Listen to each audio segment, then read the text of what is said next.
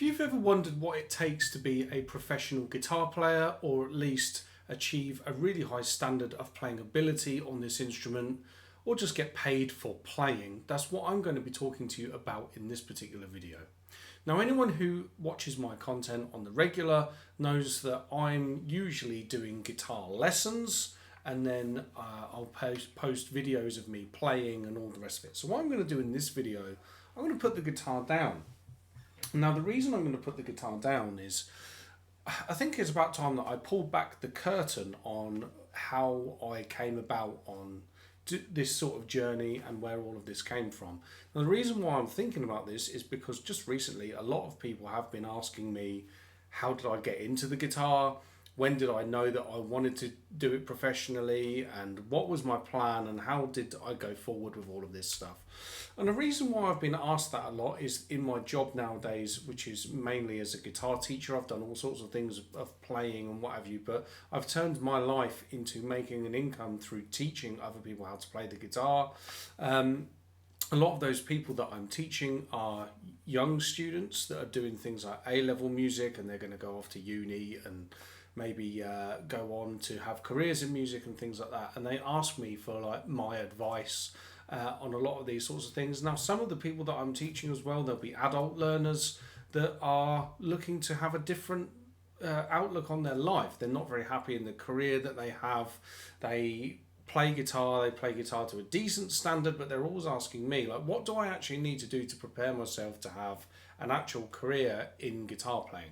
So what I want to do is I want to go right back to the absolute very beginning, tell you how I got into the guitar in the first place, then what happened about me getting into the teaching world and various things that I've done for me to make an income and a life for myself from playing the guitar. So here we go.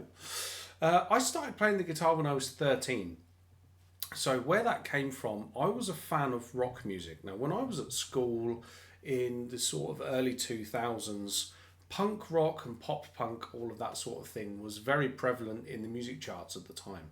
So I was listening to bands like Blink-182, The Offspring. They're probably the two big commercial ones that come to mind from when I was a youngster. But when I went to senior school, so for anyone who's watching this that's in the US or Australia and various places where my audience is, what that means is we go from sort of junior school, which takes us up to year 6, which is about 10, 11, I think. And then you go into senior school in year 7. Now, when I went into senior school in year 7, I'd heard of like Blink-182 and bands like that, but I hadn't really heard of anyone else. So I was just getting a bit of exposure to what was in the charts. And then some very, very good friends of mine that are still good friends of mine today, they were listening to more guitar-based music, and they introduced me to things. So like, I started out listening to stuff like Eminem and people like that because it was just what was around at the time, and then eventually like some people had got me over into listening to guitar music and what have you, and I really got the bug for it. I just loved listening to rock guitar, and it wasn't like, for me, as much as the drums and the singer and everything is all a very important part of rock music, the thing that spoke to me was the sound of the guitar. So anyway, what happened around about that time, I went to a family wedding in the summer of that year when I was about 12. And there was a function band that were playing. The function band were playing a Blink-182 song. And I remember looking up at the stage as a young lad and thinking, oh my God, like these blokes that are playing this song, they're not rock stars, they're not superheroes, they're not aliens. They're just regular men, but they can play the music that I want to play, which therefore means that I can play that too. Like, if they're nothing special, so I must be able to do that. And I said to my parents about it. I was like, how the hell are these guys doing that? And then basically they were like, they got a guitar and they learned how to play the guitar. So, of course, there and then I decided that for the Christmas that year, what I was going to need is my first guitar, and that's where my first guitar came into it. So I got my first guitar aged 13, so my birthday's in the October. So I turned 13, got my first guitar, and my Grampy at the time. He played guitar when he was quite young, so he came round and tuned the instrument for me. There was a bit of a mishap with a broken string, which was all a bit of a drama around Christmas. And then he said to me, the next time that I see you, you need to be able to play something. So a few weeks go by, he comes round, what can you play on that guitar? And of course I can't play anything. And he said, right, I'm fixing you up with some lessons. Now at the time, it was sort of like the done thing to be a self-taught guitar player. Now I've subsequently learned that unless you're incredibly driven, it's very, very hard to succeed as a self-taught guitar player. But at the time, as a youngster, I was like, right, I don't want to go to lessons. It's going to be like the worst experience of my life, and I don't want to be sitting there playing Jingle Bells. I want to play, The Offspring and like pop punk and stuff like that. So anyway, I went to this guitar lesson. My grampy dragged me a bit, sort of kicking and screaming, to this guitar lesson. And I remember going to this place in a town called Northampton, and what happened was I went upstairs to this particular room, and I remember seeing on the door to this room there was just a handwritten, penned in note that said, "Daily practice is essential." And I was like, sounds quite serious. Then the door opens, and there was standing effectively what was at my time as a youngster my worst nightmare. It was an old man with wispy white hair, and he had what I would class as some very, very like Dennis Taylor style glasses. He had a jumper that looked like it belonged on a golfer, some corduroy trousers, and some shoes that at the time I was like, I wouldn't be seen dead in. So this is to mean no disrespect to the person in question who I'm about to tell you much more about, but it was just, you imagine, I'm 12 years old. He was kind of like the absolute antithesis of what I wanted to do with the guitar. Then what happened was he pushed the door open a bit more and showed me into his room, and the first thing that I saw was this thing that's in my hands right now. So this is a Ibanez RG 550. And this was sitting on a music stand in his room, and my young mind looked at this, and it was almost as if I could see Excalibur rising out of the lake.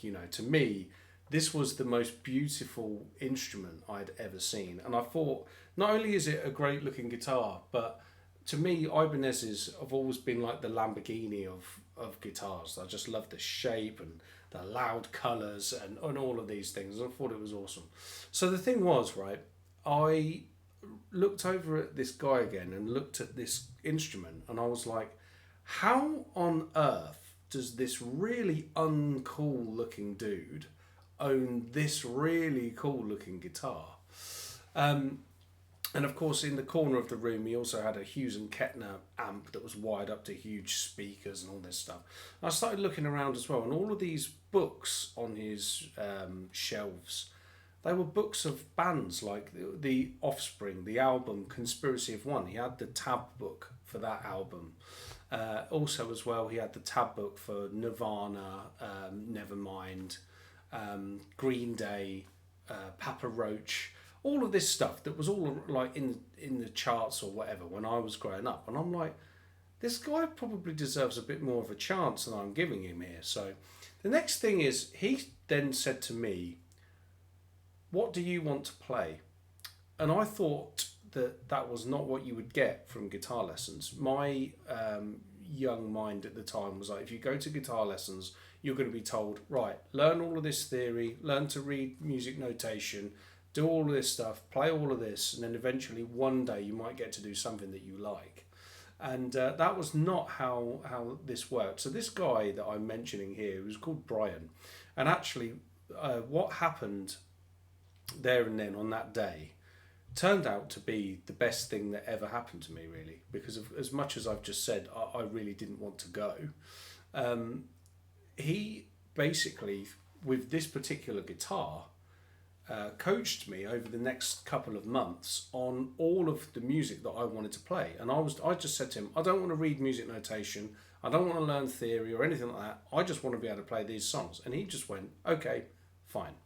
So we got into all of that. And very quickly, I was able to play all of these tunes. And it was great fun. And then it must have been in the first sort of year of playing or whatever. And he said, you're getting quite good now. You should start getting into lead guitar. Well, at the time, I had no idea what lead guitar was. So I said to him, what's lead guitar? And he meant, well, guitar solos. Well, funnily enough, in the early 2000s, no one was playing guitar solos, so you just didn't hear them. So I had to go and do a bit of research and try and find some bands that had some in, and he introduced me to like Pink Floyd and people like that. I started listening to some of that stuff, and I thought, yeah, the expressive sound of bending strings and these sorts of things is lovely. And then he started showing me how to do them. We're doing these things from tabs and whatever. And then all around about that same time, I started to get some books, guitar tuition books. And these books would show you how to bend strings, how to do a hammer on, all of that sort of stuff. And I was just getting better and really enjoying it. But I was enjoying the playing side of the guitar, and I wasn't particularly enjoying that music. That wasn't for me. What I was doing with the lead guitar stuff, I was missing the fire and the power of that pop punk and the speed. So what I was looking for was a style of music that would have the speed and power and all that distortion, but with guitar solos. And it was around about that time that I discovered Metallica. So then for the next couple of years, I would be like a thrash metal head. That was what I was really into. I was still taking my lessons, but I'm doing all of this as I'm going through school. So when I'm talking to a youngster nowadays, when I'm teaching them, and they'll say stuff like, oh, I haven't had time to practice because I've got homework to do, I've got my girlfriend to catch up with, and I'm playing football, and I've got all these other things, I just don't have time to practice. They're kind of talking to the wrong bloke, really, because I did all of my practice around all of those things as well. So I know how you find the time to fit all of this in. But this was like all the Metallica stuff and everything, that was all really, really good fun. And this carried me on up until I was about 16. So at that point, I left school and I was going to go and work for my uncle and get an apprenticeship and do all of this. So I actually took a year off of playing the guitar at 16, and it was one of the worst years, if not the worst year of my life, because I was basically taken out of the school system, weren't hanging out with friends, weren't talking about music, playing music, whatever. I was still playing football, but it weren't really for me. And for another thing, for anyone who knows me, I know I weren't really that good at football anyway. But I just remember at that time how much I missed playing the guitar. And that was the period where it kind of occurred to me that, okay, in the real world, you're going to be out at your job most of the time. If I miss the guitar this much, I need to make a career out of the guitar.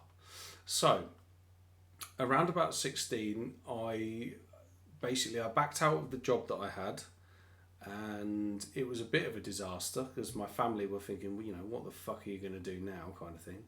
And what I decided was that I was going to go to college in my local area, and I was going to do a music-based course.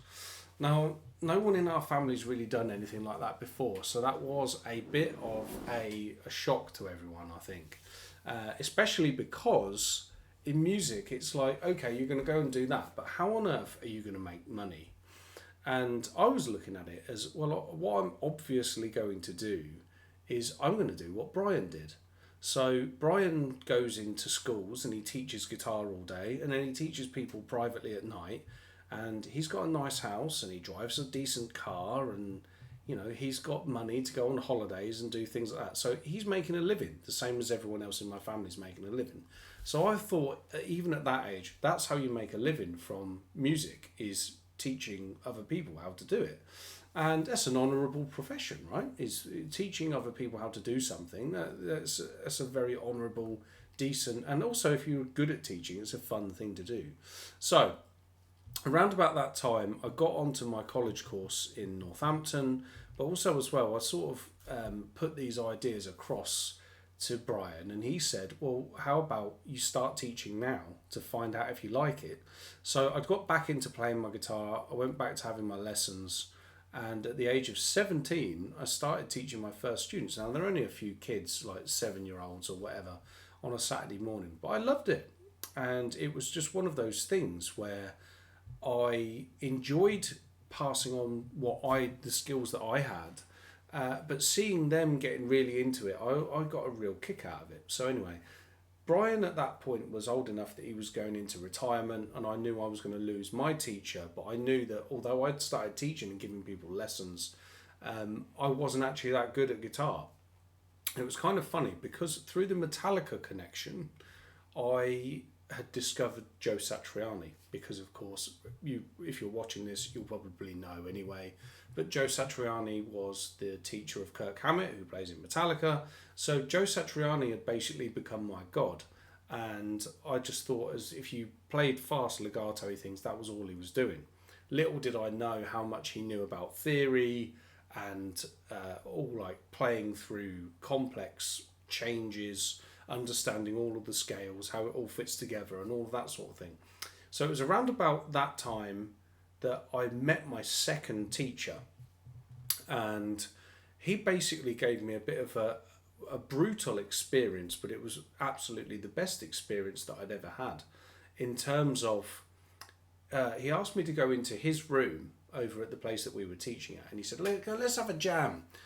And we started jamming, and I very quickly realised that he was way, way better than I was.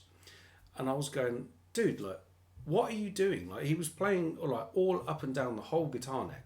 And I was going, how do you know that that's all going to work? Now, the thing that's interesting really is that although he was playing all up and down the guitar neck, what I was doing, we were jamming in C. And what I was doing is basically noodling around this shape, which you all probably know watching this, and I'm just sat going, the age-old Kirk Hammett sort of stuff, all of this. And what he was doing is, just over this backing, he was able to play licks like down here. And I was watching what he was doing, and I was saying to him at the time, like, how do you know that all of this stuff you're doing is going to work? And he just said to me, well, it's just the 5 shapes of the pentatonic scale, isn't it? And I had no idea what he was on about. And it was that precise moment that I was like, fucking hell, I've got to go back for some serious lessons and some serious study.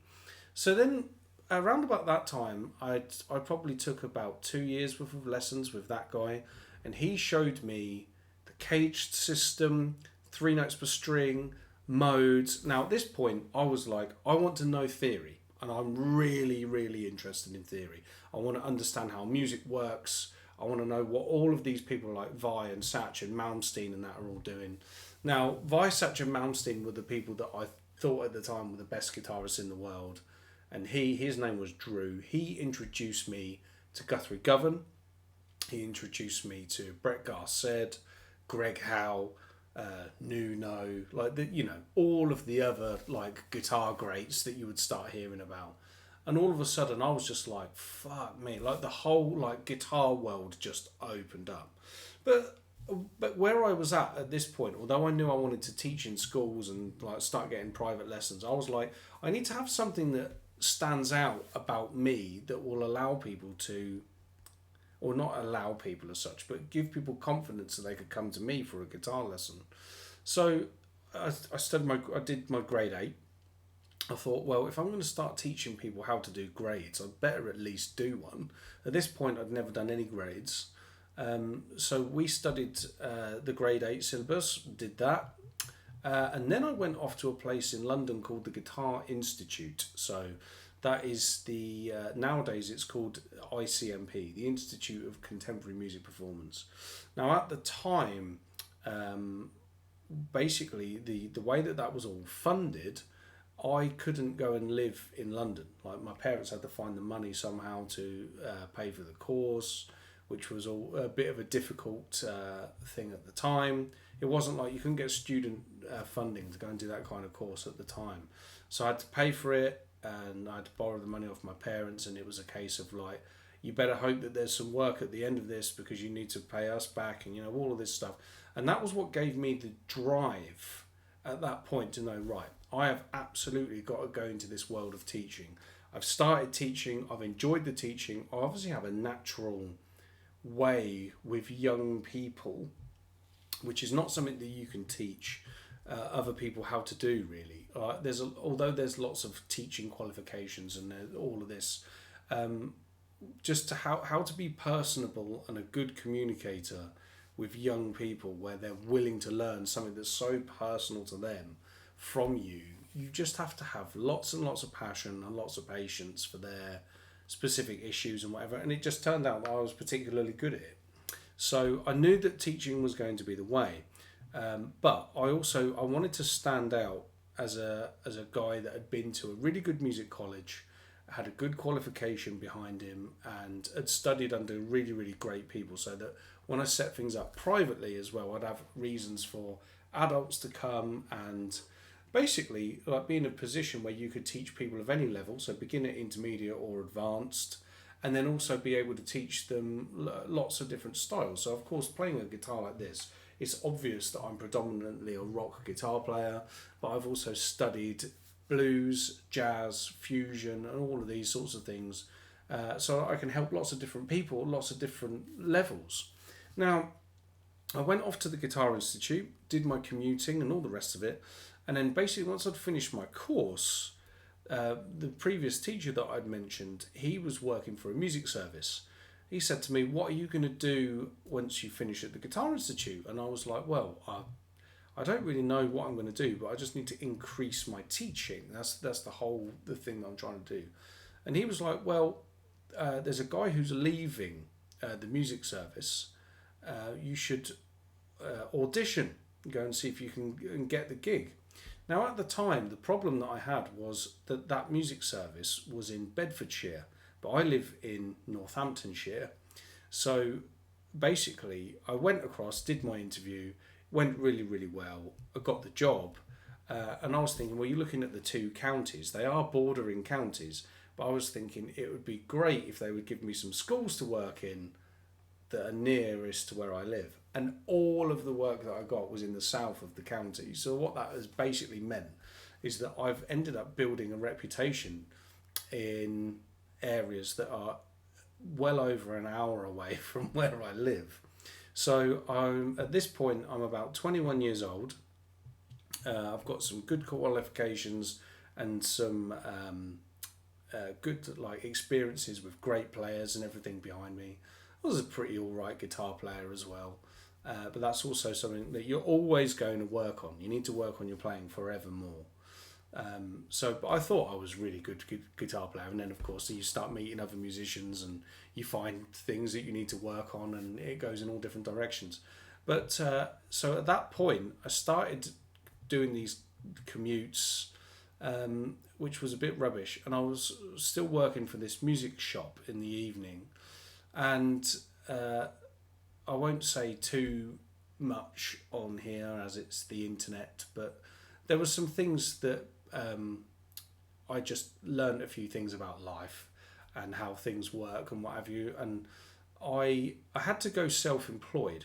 So I started working for the music service as an employed person, and this is around about the time that the Conservative Party in the UK got voted in for the very first time. And my political leanings is nothing to do with what I'm about to say here, but one of the first things that they did when they came in was they cut the job that I had. There was no funding for it anymore. So that basically left me with no job. I'm, in my early 20s, living with my parents still, no income. The only qualifications and skills that I've got are in this thing. I'm like, what the fuck am I going to do? So fortunately, a few of the schools I was working in said, "We like you, we want you to keep coming here, but we know you can't work in that job anymore. Can you come and work for us on a self-employed basis and just deal with the parents yourself?" And of course, I snapped up the chance because it was the only thing that I had going for me. And then the music service asked me to go back and work for them on a private basis as well. So over in the course of the next couple of months, I basically was set up as a self-employed guitar teacher. So then what I did at that point, I left the music shop that I was working in and basically went out and set up on my own. So by this point, I'm about 24 years old. And I started renting a room in Northampton's music hub, which is kind of like where the rehearsal rooms were and all of that stuff. Set up a little residency in there, set up a website for myself, and over the next sort of 6 to 8 years, just built up my private teaching so that I was always busy in schools. And then I wanted to teach 2 nights a week privately. I ended up teaching 3 nights a week and all day Saturday every sort of other Saturday. I didn't want to work every Saturday because that was, like sometimes you've got to have a bit of your private life. But basically I'd got to there, and through the contacts that I was making as well through working in the schools, you start meeting lots of other musicians. I did a few gigs, so I did some depping for wedding bands. I played in the pit on a few shows. I also set up around about that time as well. I set up a little jazz fusion duo with a good friend of mine. We were called Electric Jazz. So basically, I was making an income from teaching by day in schools, teaching by night in my own studio, and every now and then doing a gig here and there. And all of my money was coming from this. So then I started getting to a point where I was like, okay, all I can see now is basically all of my hours are taken up. And I need to try and find a way to make some money when I'm not actually there teaching. And that was when I started putting all of this together. So this is my book series. Now, this particular version of this book that you're seeing here, this is all 3 of the books that are in my book series that I put together as one entire package, which I sort of call the encyclopedia of guitar technique. But I basically wrote these books, self-published them, put them out on Amazon, and that was another interesting element of, like, for the first time I was being creative. Like, I had no sort of ambitions to do an album or anything like that, but I wanted to do an educational book. So I got a fair way into the series of books that I wanted to write. And then it was 2020 and we basically had the COVID pandemic. So being in lockdown, what that did was it gave me an opportunity to get my 3rd book done. I finished that, put that out. But then I was a bit sort of screwed. I didn't know what was going on. And I decided to start the YouTube channel. Now, from starting the YouTube channel, just because I had time, that was when I started getting my first international students. So people were seeing me on YouTube doing videos like this, chatting away about what I do and what have you, and started asking me about guitar lessons. Now, in that time, obviously this is basically 5 years to the day that I set up this YouTube channel. Although my audience is tiny, I've taught people from the USA, Canada, Australia, all across Europe. I've taught people in South Korea.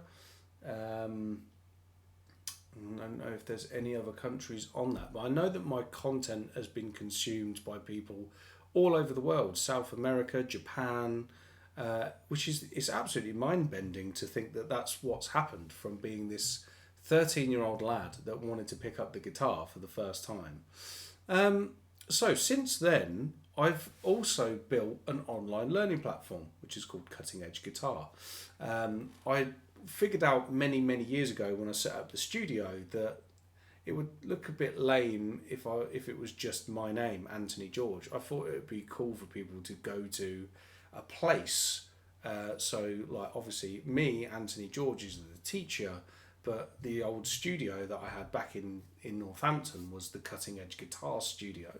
And why I called my business Cutting Edge Guitar is because that's the thing that I'm the most interested in. It's guitar players that are on the cutting edge of what this instrument is capable of doing. There's also a book by a guitar player that I love, Guthrie Govan. His first book is called Creative Guitar, and the subtitle is Cutting Edge Techniques.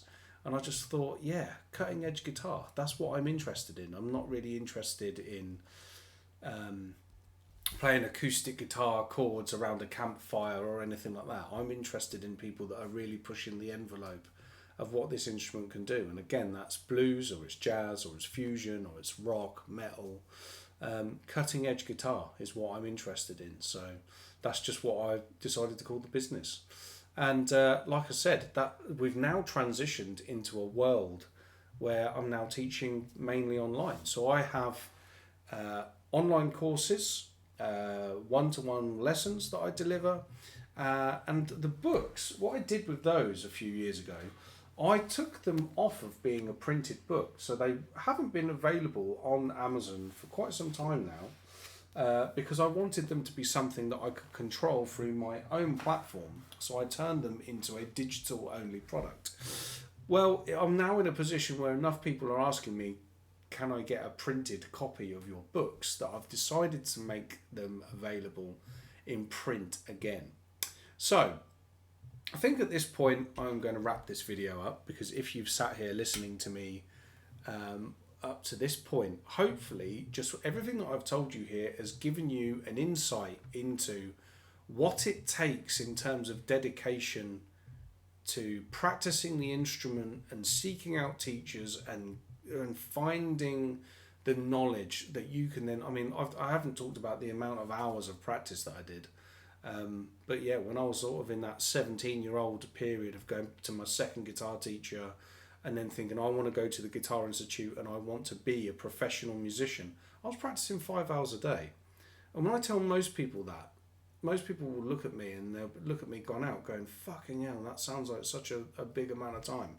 And I always used to think, compared to the people that I idolise, that's like half the amount of time that they would practice.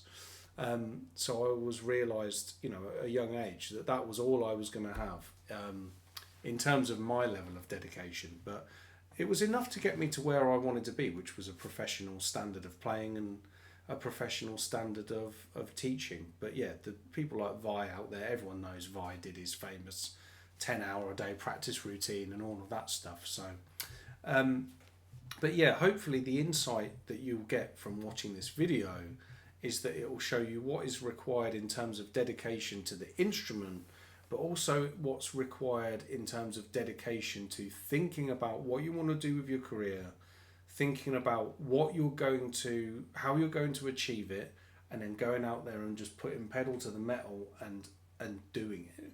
And then adapting as well to the problems that come along the way. I've had problems in schools over the years with, like I say, that job getting cut. I've had problems with COVID. There's been problems with people's finances and then people not being able to afford luxuries like guitar lessons. I've had problems with trying to publish and put these things out. But what I've done all along is just continually face the problems head on and just keep pushing past it, because this is what I want to do with my life. So, and it's a case of as well that I want to play the guitar, but I also really, really enjoy helping people with this instrument. When you see someone achieve their grade 8 and they go off to university, or when they achieve their grade 1, or when they can play a riff that they can say, I've had a guitar for 20 years, but then eventually they've plucked up the courage to go to a guitar teacher or whatever and they can do it. That's what it's all about. It's absolutely brilliant. It's such a cool thing to do with your life. I do sometimes wish that it made a bit more money, if I'm completely honest. And that is a thing. I'm being completely honest here. It is hard making money from music. And there's plenty of people, anyone who watches my content, you're probably watching other creators out here who have absolutely gargantuan audiences, and they can probably sell a £7 a month subscription to 10,000 people or something, and they're making an absolute royal mint. People like me that have a much smaller amount of reach and are doing sort of more traditional guitar lessons and things like that, you make a living. You don't make you don't get rich off of this. A lot of the people that I teach can afford more guitars than I can and more gear than I can and stuff like that. But how you have to look at this is they do a job that I would absolutely hate in order to get that money. So again, if you're sort of like an adult who's watched this and thinking, I hate my career, and this guy on the other side of the camera seems to have it down. He's just making these YouTube videos, plays his guitar, does all of that. I'd like a life like this. Yeah, it's cool. It's brilliant teaching guitar all day, every day, and all of that, and just having your guitar in the hands. That's absolutely brilliant. But there might be a sacrifice somewhere else in your life to do it. But if you're the kind of person who's interested in having a discussion about how you might transition your life a little bit, there's ways that you can get in touch with me. Either, if you go to the links in my profile here on YouTube, actually, that'll probably be the easiest way to do it. So I want to sign this video off here. I know it's been going on a lot, but so many people have asked me all these questions. How did you get into this? How did you have your lessons? When did you decide to teach guitar? How did you publish these books? You know, all of this stuff. I just thought I'd try and answer a few of those questions in this video. So, if you are interested in taking actual guitar lessons, there's a link in the description or on my profile about how you can get in touch with me about that. If you are the sort of person who's interested in following the digital products or anything like that I've made, you can get started with a free course, and then you can see what I'm all about and what I do. And then from the free course, you can go off into, I've made programs about all sorts of guitar technique, fretboard knowledge, developing musical vocabulary and all of them sorts of things. And also as well, if you're the sort of person who's interested in print books, they will be going live again very, very soon. So just keep an eye on my general YouTube stuff, or if you grab a copy of the free course, you'll end up on my emailing list anyway, and I'll put out an email to everybody to know so that you know when the books have gone live. Okay guys, thanks ever so much for taking the time to watch and listen to all of this, and I'll see you in another video sometime soon. Take care.